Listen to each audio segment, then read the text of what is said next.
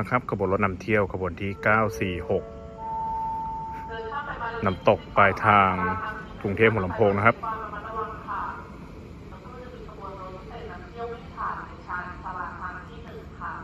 รถจะวิ่งผ่านฮะเป็นขบวนรถรอยัลบัสซัมนะครับ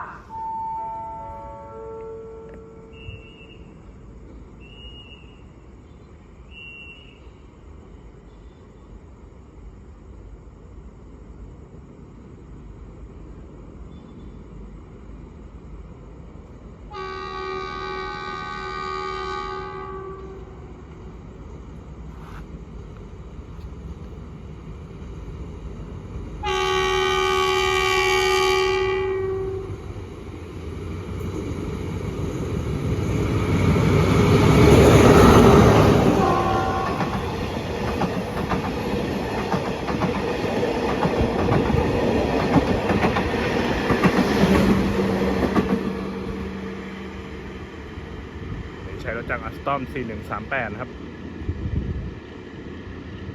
ผ่านสารยานะ